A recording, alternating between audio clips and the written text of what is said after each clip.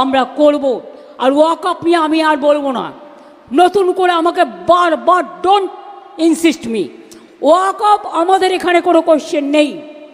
যদি ওয়াকআপ নিয়ে আন্দোলন করতে হয় দিল্লিতে যান, এখানে নয়।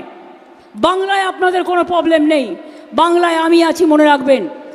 আমি হিন্দুর প্রপার্টিতেও নয়, মুসলিম প্রপার্টিতেও নয়, শিখ প্রপার্টিতেও নয়, খ্রিস্টান প্রপার্টিতেও নয়। আমি কখনো কারোর জমি অধিকার করি না।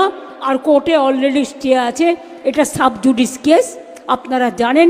আমরাও কোর্টে পার্টি হয়েছি। এইটা নিয়ে আর গুলোগুলি করবেন না, গুলোগুলি করবেন না। যদি করেন সবচেয়ে বড় শত্রু আমি হব।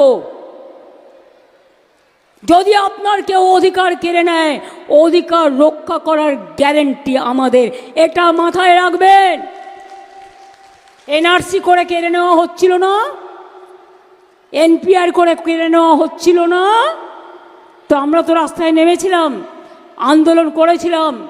আপনাদের জন্য ডিসিশনটা আমায় নিতে দিন, আন্দোলনটা আমায় নিতে দিন। আর আপনারা সব সম্প্রদায় একসাথে থাকুন, ভালো থাকুন, সুস্থ থাকুন, মঙ্গল করুক ঈশ্বর আল্লাহ তেরে নাম, সবকো সুমতি দে ভগবান। সবাই ভালো থাকুন, এগিয়ে চলুন, বলুন জয় বাংলা।